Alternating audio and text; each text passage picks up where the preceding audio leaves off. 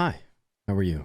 My name is Houston and welcome back to another video. In the new tradition of me talking about things that I am enjoying lately, I was reminiscing on the fact that about a year ago now, I think, yeah, on the 21st, so 6 days ago, 1 year ago, I ran my 50-mile ultra marathon, my first official ultra marathon.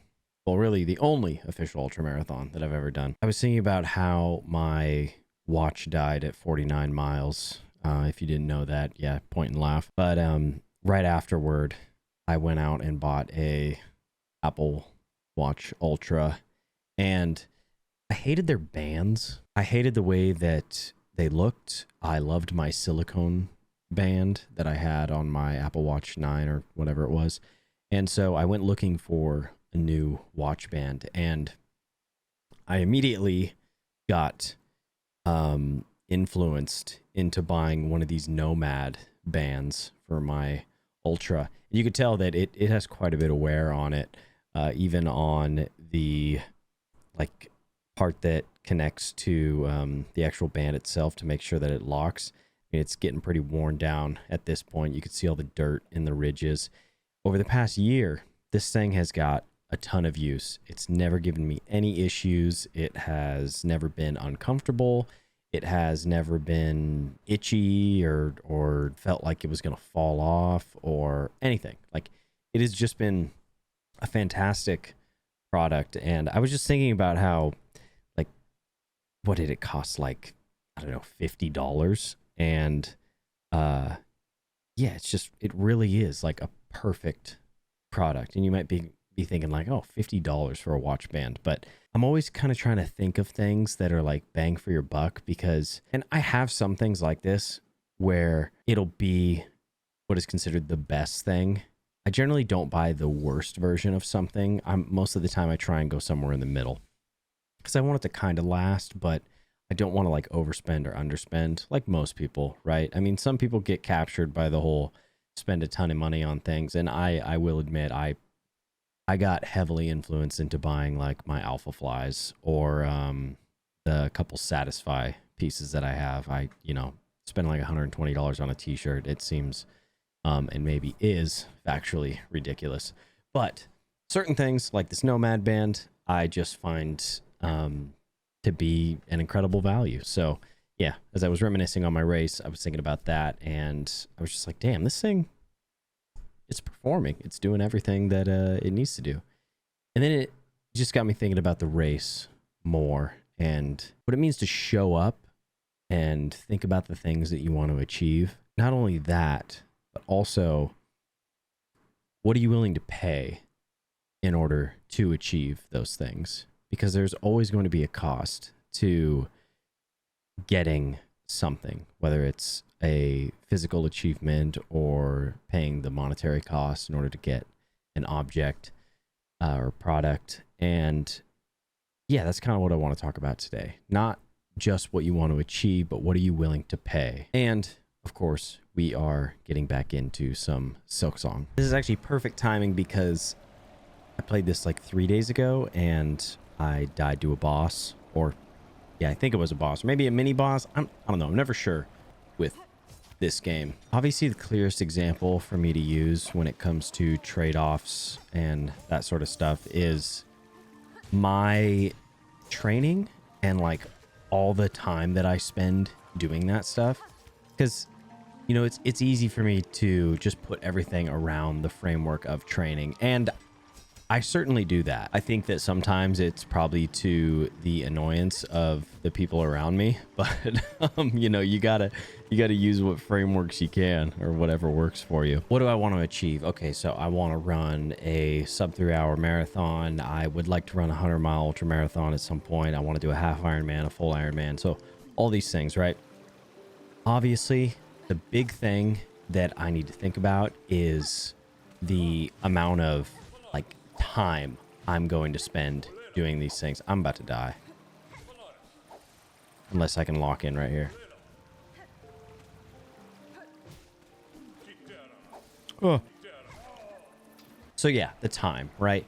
And then you have things like resources like money, and because it does cost money to enter these races. It costs money to get the gear, and the gear gets worn out, like from especially shoes, right? I've spent so much money in the past like couple months just getting all the biking stuff in order so I can cycle more. I'm gonna need a wetsuit at some point, and I don't need the best wetsuit on the planet, like I mentioned earlier, but I would like one that is functional, that isn't just going to be like relegated to the storage bin at some point when I get inevitably a better one. Personally, I think a really big one is what you pay emotionally and physically on the level of discomfort, right? Not only the discomfort of the physical training, like being sore and being tired, but also the discomfort that you feel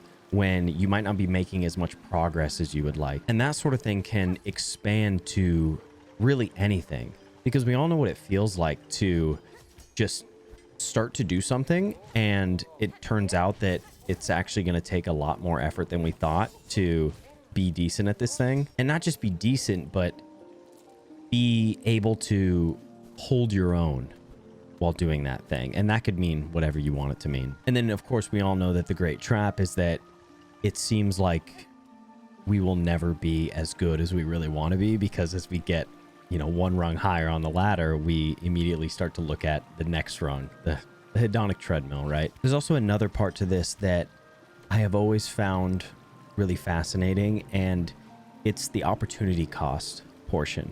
And the idea that by choosing to allocate your time to do certain things, there are a functionally infinite amount of things that you don't have time for. And some people, they really only want to do one thing, and that's okay. I don't really think there's any right way to do this, right way to live life in this sense, at least. It's like having the stack of books on your shelf or on your nightstand where you're choosing to read one book or choosing to read those 5 or 10 books, but there's no way that you're going to read every single book. There are so many things that you could spend your time doing that really you could just drive yourself crazy thinking about the fact that you're not going to be able to do everything, and that's totally fine. You should be okay with that. Whatever you choose to do, you should choose to do those things well and choose to be present in them, because of the fact that there are an infinite amount of things to do and you will not have time to do all them. I haven't read much Camus,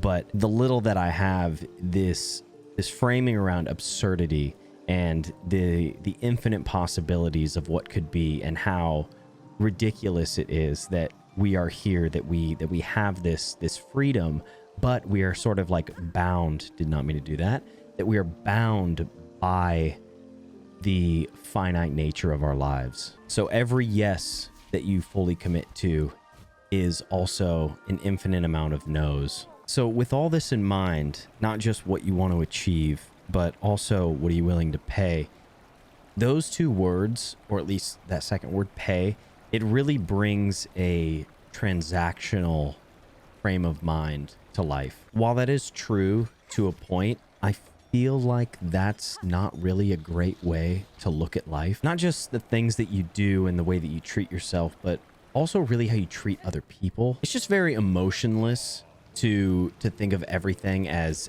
give and take in that way. At least to me it is. I think most people have probably been in that situation where in a friendship or a relationship of any sort, you feel like there's always something that has to be given and taken, or vice versa. And it just doesn't feel authentic. It feels fake. It feels like this isn't a real relationship. And even though I think it is smart to consider the things that you have to pay in order to get the things you want to achieve, which is, the point of this whole video, you should be thinking about things in a less robotic way. So whatever you do, there is going to be a cost, but it's almost like thinking about it less like a monetary transaction and more like cultivation, like it's like fertilizer for your mind or your body to do the thing that you want to do.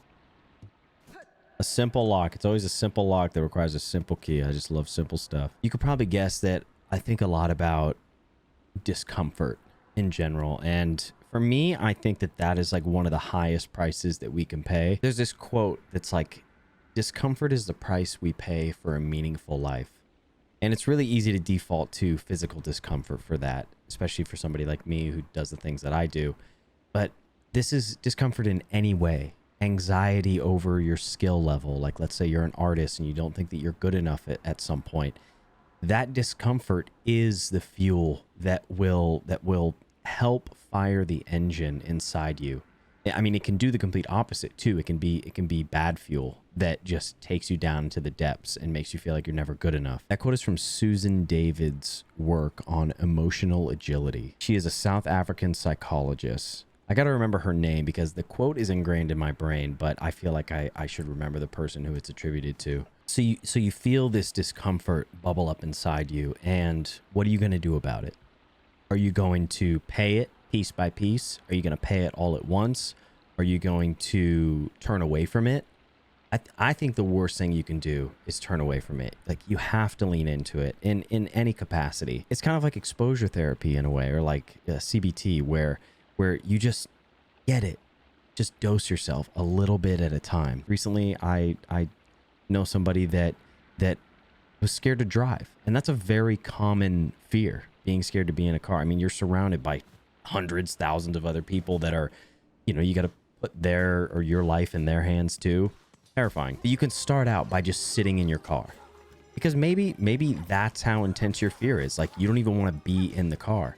And there are plenty of people like that, and that's okay, because we're all going to start from different spots. You could just sit in your car, and once you get over the anxiety of that, little by little, you could drive down to the end of the block. And this stuff seems so stupid when you're doing it, when you're thinking about it, or if you don't have the fear of driving, you might think, well, that's not going to do anything for them, but it will. Little by little, it will. And then pick your favorite spot. Maybe there's a spot like down at the marina you love, or there's a spot in the forest, or at a park, or at a certain cafe that you love. Like, maybe you really love coffee too. You could bind it to certain activities. So you really love coffee, you really love this cafe, you normally walk there, but drive there and then reward yourself for getting over that discomfort with your favorite cup of coffee. These things go a long way, and you can slowly build up to driving to, driving to go get groceries, or maybe you're scared of driving at night, especially. So work your way into driving at sunset and then at night, and you get the point. That sort of thing, that step-by-step guide, that exposure to discomfort exists in everything. It's about reverse engineering it down to its simplest forms, and that sounds very tech bro-y and like life hack in a way, but that's not the way that I'm looking at this, and I don't think that that's the way that really anybody should look at things. It strips the emotion out of it, and you don't want to do that, because you gotta feel, right? Like Mark Beckett says, and give yourself permission to feel that discomfort. Give yourself permission to feel these things that bring you sadness or bring you that uncomfortability, and just try not to run away from them, because that is the number one thing that will not solve them. One reason why it's hard to think about how you're spending your time, and if when you are sacrificing time, when you're paying for that thing, how are you supposed to know if you're spending your time right, if you're living your life right? Like, what if I pay all of this discomfort, all this time, all this energy, and I sacrifice everything, and it's not worth it in the end? To me, I'm not really sure if that's worth dwelling too much on, because you're probably just going to drive yourself crazy. But I mean, I think it's worth asking yourself, is this what's right for me? It's really hard to know, because you can't look into the future. But I think that that's another reason to just like live as authentically as possible. Live in a way where you're doing the things you love, doing the things you enjoy, and things will just happen because you are living that way. And a lot of the time, yeah, you'll get to do things that you never expected, or you'll maybe get to do things that you had planned, you had written down sort of in your mental or physical vision board. if you're into that sort of thing. So many of the great things in life, well, just so many things in life in general, you can't expect them.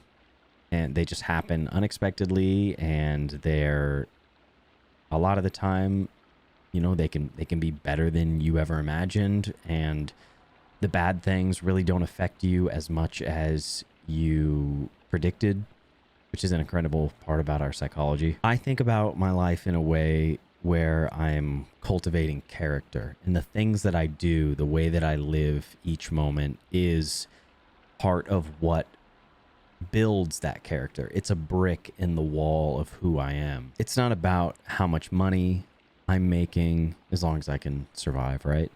But it's about the kind of person I am, the person I'm being, the person that other people see me as, the person who people might remember me as. Nobody's going to remember that you had a Ferrari or a 911 GT3 RS, you know, my dream car.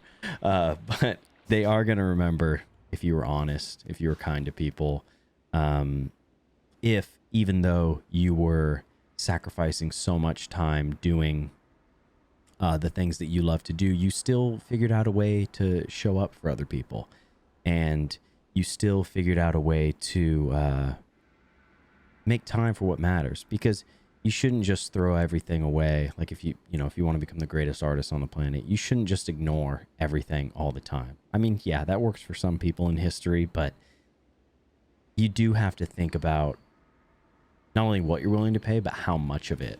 Because you could pay portions of many different things. I think that's probably what most of us do. Or you might be one of those people who, you know, you had a family that maybe you had a parent that wasn't really around a lot. And they were always at work. That's how it was for me. So when I think about my parents or my dad just not really being around that much because he worked, and I think about what he paid, I mean, only he can say if that was worth it or not, like how that affected the relationship with his kids, and if he's proud of that. Whatever it is you spend your time doing, it will accumulate into skills or certain character traits like patience or even impatience, and everything's just going to stack up over time. So a little all over the place. I'm kind of getting beside the point here, but the main thing is that I started thinking recently, honestly, thank you to James Clear for presenting this in a question in his 321 newsletter, because this whole idea of not only what are you willing to achieve, but what are you willing to pay came from his newsletter. And then I just kind of like deep dove into that, and like with most things, I just wanted to make a video about it. Some people might say that it's over intellectualizing this stuff, but me, I love thinking about my choices. I love thinking about my life in this way, and I share it because I know that there are other people out there that are struggling with these same things, but maybe they don't have the words to put to it.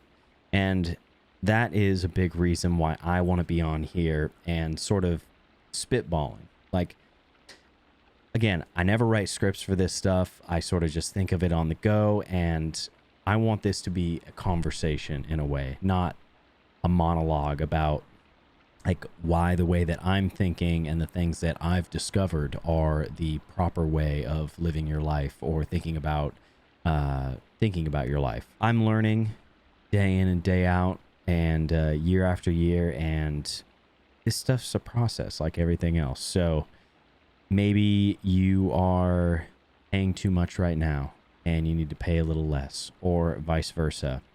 Maybe you've never thought about this and it kind of sounds fascinating to you. All that stuff is good for me.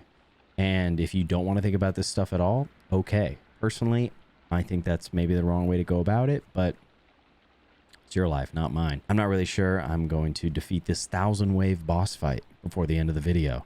So I'm going to leave it here. I appreciate you. As always, thank you for watching, and I will see you on the next one.